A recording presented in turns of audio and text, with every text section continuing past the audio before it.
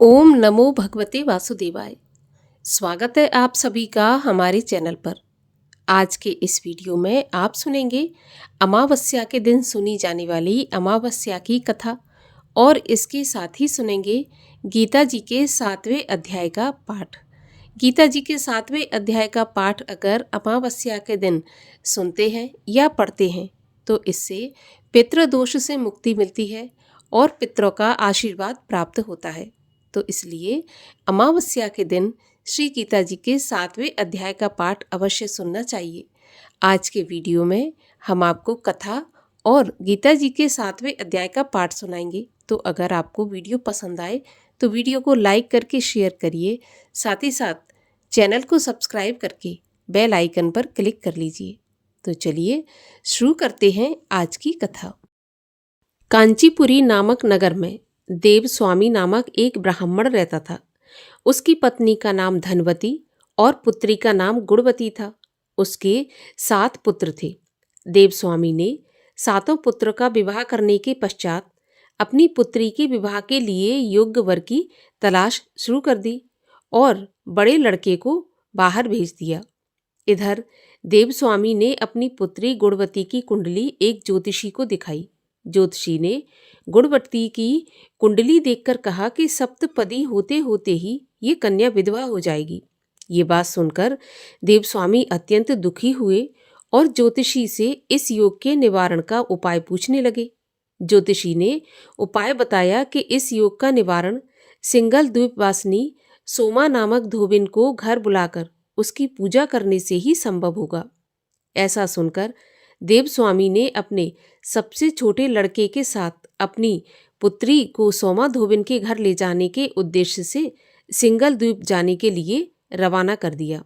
अब वे दोनों समुद्र के तट पर पहुंचकर समुद्र पार करने का उपाय सोचने लगे, लेकिन उन्हें कोई उपाय नहीं सूझ रहा था।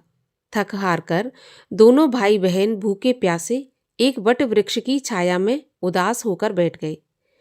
उस वृक्ष की खोह में गिद्ध के बच्चे रहते थे। वे दिन भर इन दोनों को परेशान होते हुए देख रहे थे। शाम को बच्चों की माँ उनके लिए कुछ आहार लेकर आई और उन्हें खिलाने लगी, लेकिन गिद्ध के बच्चों ने कुछ नहीं खाया और अपनी माँ से कहा कि इस वृक्ष के नीचे आज सुबह से ही 2 भूखे प्यासे प्राणी बैठे हैं। जब तक वे नहीं खाएंगे हम लोग भी नहीं खाएंगे। बच्चों की बात सुनकर उनकी माँ गिद्धनी को दया आई और उसने दोनों प्राणियों को देखा और उनके पास जाकर कहा कि आपकी इच्छा मैंने जान ली है, आप लोग भोजन करें। प्रातःकाल मैं आप लोगों को समुद्र पार सोमा के घर पहुंचा दूंगी। गिद्धनी की बात सुनकर उन दोनों भाई बहन की चिंता कम हो गई। दोनों को अत्यंत प्रसन्नता हुई। उन्होंने गिद्धनी को प्रणाम करके भोजन किया। प्रातः होते होते गिद्धनी ने उन्हें सोमा धोबन के घर पहुंचा दिया। अब वे दोनों पास के ही जंगल में झोपड़ी बनाकर रहने लगे। उन्होंने अपनी सेवा से सोमा को प्रसन्न करने का निश्चय किया। वे प्रतिदिन सुबह अंधेरे में उठकर सोमा का घर झाड़कर लीप पोत दिया करते थे, साफ सुथरा कर दिया करते थे। सोमा को हर रोज इतने ढंग से अपना घर लिपा पुता एवं साफ सुथरा देखकर आश्चर्य होता था। एक दिन सोमा ने अपनी बहुओं से पूछा कि प्रतिदिन सुबह हमारा घर कौन लीपता है? तो बहुओं ने प्रशंसा के लोभ से कहा कि हमारे अलावा ये काम और कौन करेगा। लेकिन सोमा को बहुओं की बातों पर भरोसा नहीं हुआ और वह यह जानने के लिए पूरी रात जागती रही कि कौन है जो हर दिन सूर्योदय से पहले घर लीप कर चला जाता है। सोमा ने देखा कि एक कन्या उसके आंगन में आई और आंगन लीपने लगी। सोमा गुणवती के पास आई और उससे पूछने लगी कि तुम कौन हो और क्यों हर सुबह मेरे आंगन को लीप कर चली जाती हो। तब गुणवती ने अपना सारा हाल सोमा से कहा। गुणवती की बातों को सुनकर सोमा ने कहा कि तुम्हारे सुहाग के लिए मैं तुम्हारे साथ चलूंगी। सोमा ने ब्राह्मण के घर आकर पूजन किया, लेकिन विधि का विधान कौन टाल सकता है। गुणवती का विवाह होते ही उसके पति की मृत्यु हो गई। अब सोमा ने अपने सभी पुण्य गुणवती को दान कर दिए। सोमा के पुण्य से गुणवती का पति तो जीवित हो गया, लेकिन पुण्यों की कमी से सोमा के पति और बेटे की मृत्यु हो गई। लेकिन सोमा ने अपना घर छोड़ने से पहले बहुओं से कह दिया था कि मेरे लौटने से पहले अगर मेरे पति और बेटों को कुछ होता है तो उनके शरीर को संभाल कर रखना। बहुओं ने सास की आज्ञा मानकर सभी के शरीर को संभाल कर रखा। उधर सोमा ने सिंघल द्वीप लौटते हुए रास्ते में पीपल की वृक्ष की छाया में भगवान विष्णु की पूजा की और 108 बार पीपल की परिक्रमा की। इसके पुण्य के प्रभाव से सोमा के घर लौटते ही उसके पति और बेटे फिर से जीवित हो गए। इसीलिए मौनी अमावस्या के व्रत करने वाले को चाहिए कि यह कथा सुनकर पीपल की 108 बार परिक्रमा करें और भगवान विष्णु सहित भगवान शिव की पूजा करें। तो ये थी मौनी अमावस्या के अवसर पर सुनी जाने वाली पौराणिक कथा। अमावस्या पर श्रीमद् भगवत गीता के 7वें अध्याय का पाठ भी अवश्य सुनना चाहिए या पढ़ना चाहिए। तो आइए इस वीडियो में हम आपको श्रीमद् भगवत गीता के 7वें अध्याय का पाठ भी सुनाते हैं, वो भी शुद्ध एवं सरल हिंदी में महात्म के साथ। भगवान श्री कृष्ण बोले, हे पार्थ, मुझ में मन लगाकर मेरे ही आश्रित होकर योग अभ्यास करते हुए मेरे स्वरूप का संशय रहित पूर्ण ज्ञान कैसे होगा सो सुनो।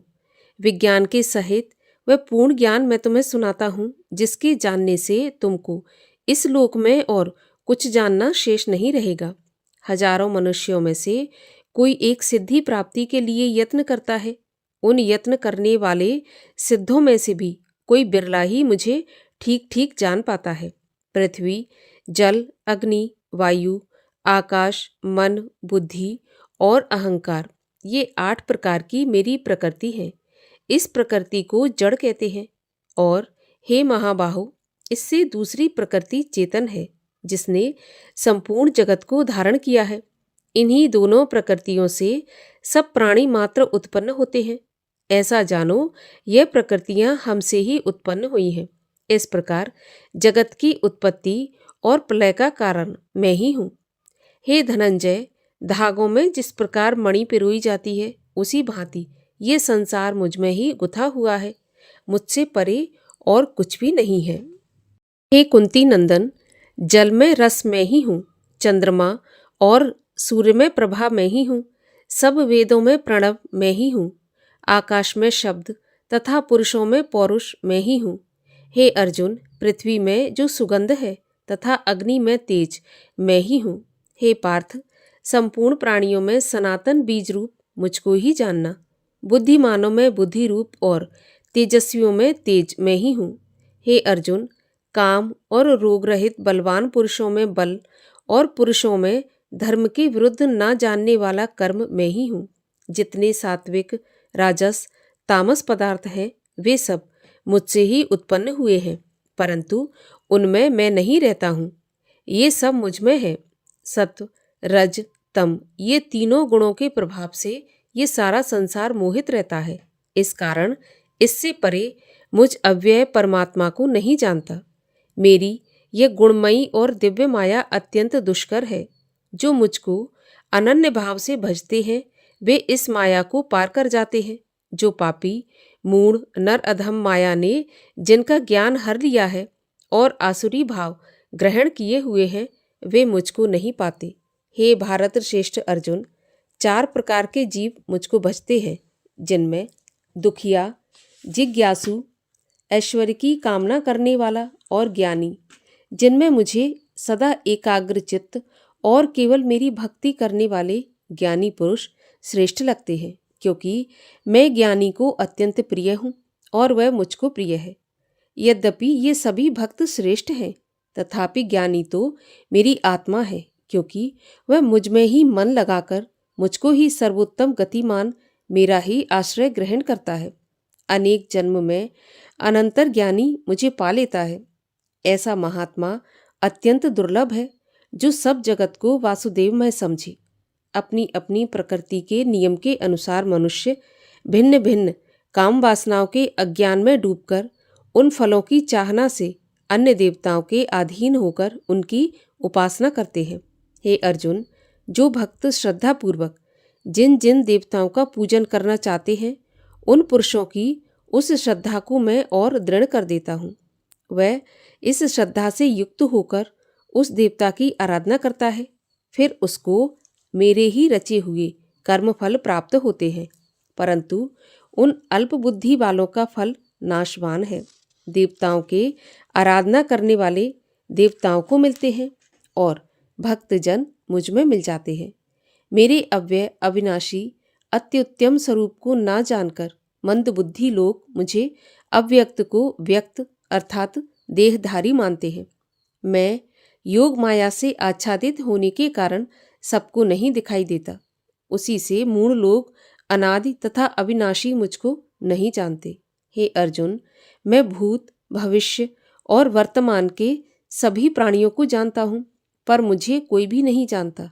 हे भारत, हे परंतप, इच्छा और द्वेष से उत्पन्न होने वाले सुख दुख आदि द्वंद्वों के मोह से जगत के सभी प्राणी भ्रम में फंस जाते हैं। जिन पुण्य आत्माओं के पाप नष्ट हो गए हैं, वह पुरुष द्वंद्व के मोह से छूटकर दृढ़ निश्चय करके मेरी भक्ति करते हैं। जो मेरा आश्रय लेकर जन्म मरण के दुख दूर करने के अर्थ प्रयत्न करते हैं, वे पुरुष ब्रह्म, आत्मज्ञान और संपूर्ण ज्ञान को जानते हैं। जो अधिभूत, अधिदेव और अधियज्ञ इन सब में व्यापक मुझे जान पाते हैं, वे समाधिष्ठ पुरुष मरण काल में मुझको जानते हैं। गीता के 7वें अध्याय का महात्म सुनिए। श्री नारायण बोले, हे लक्ष्मी, अब 7वें अध्याय का महात्म सुनिए। एक पटेल नामक नगर था, जिसमें शंकुकर्ण वैश्य रहता था। वह व्यापार करने को नगर के बाहर परदेश जा रहा था कि रास्ते में शंकुकर्ण को एक सर्प ने डस लिया, जिससे उसकी मृत्यु हो गई। तब उसके जो साथी उसके साथ जा रहे थे, उन्होंने रास्ते में ही उसका दाह संस्कार किया और अपने व्यापार के लिए आगे चले गए। जब कुछ समय के बाद व्यापार करके वे वापस लौटकर घर आए, तब शंकुकर्ण के पुत्र ने पूछा कि मेरा पिता कहाँ है। तब उन व्यापारियों ने कहा कि तेरे पिता को तो सर्प ने डस लिया था, सो उसकी मृत्यु हो गई और हमने रास्ते में ही उसका दाह संस्कार कर दिया था। ये तेरे पिता का सामान है, सो तू ले ले। पुत्र ने कहा कि जिस सर्प ने मेरे पिता को डसा था, मैं उसको मार डालूंगा। और उसने उन व्यापारियों से कहा कि मुझे चलकर वह जगह दिखाओ जहाँ पर उस सर्प ने मेरे पिता को डसा था। व्यापारियों ने उसके पुत्र को ले जाकर वहाँ खड़ा कर दिया। देखा तो वहाँ पर एक बामी बनी हुई थी। अब तो शंकुकर्ण का पुत्र उस बामी को कुदीले से खोदने लगा और खोदते खोदते जब उस बामी का छेद बड़ा हो गया, तो वहाँ से एक सर्प निकला और सर्प बोला कि तू कौन है और मेरा घर क्यों खोद रहा है। तब उसने कहा कि मैं शंकुकर्ण का पुत्र हूँ। जिस सर्प ने मेरे पिता को मारा है, मैं उसको मारने के लिए आया हूँ और मैं उसको मार डालूंगा। तब उस सर्प ने कहा कि पुत्र, मैं तेरा पिता शंकुकर्ण ही हूँ। तू मुझे इस अदम देह से छुड़ा और मुझे मत मार। ये मेरा पूर्व जन्म का कर्म था, सो मैंने भोगा। तब पुत्र ने कहा, पिताजी, कोई ऐसा यत्न या कोई ऐसा उपाय बताइए जिससे आपका उद्धार हो। तब उस सर्प ने कहा, पुत्र, किसी गीता पाठी ब्राह्मण को घर में बुलाकर गीता के 7वें अध्याय का पाठ करवाओ, उसको भोजन करवाओ और उसकी सेवा करो, तो उसके आशीर्वाद से मेरा कल्याण होगा। तब उस बालक ने अपने घर पर उस नगर में जितने भी गीता का पाठ करने वाले थे, उन सबको बुलाकर श्री गीता जी के 7वें अध्याय का पाठ कराया और उनको यथापूर्वक भोजन कराया। तब उन ब्राह्मणों ने आशीर्वाद दिया। तब तत्काल शंकुकर्ण अधम देह से छूटकर देवदेह पाकर विमान पर चढ़कर आकाश मार्ग को जाता हुआ अपने पुत्र को धन्य धन्य कहता हुआ वैकुंठ धाम को प्राप्त हुआ। इस प्रकार जो भी कोई अमावस्या पर गीता जी के 7वें अध्याय का पाठ करता है या सुनता है, उसके पितृ सभी प्रकार के कष्टों से मुक्त होकर मोक्ष को प्राप्त होते हैं और इस लोक में अपने पूरे परिवार को आशीर्वाद प्रदान करते हैं।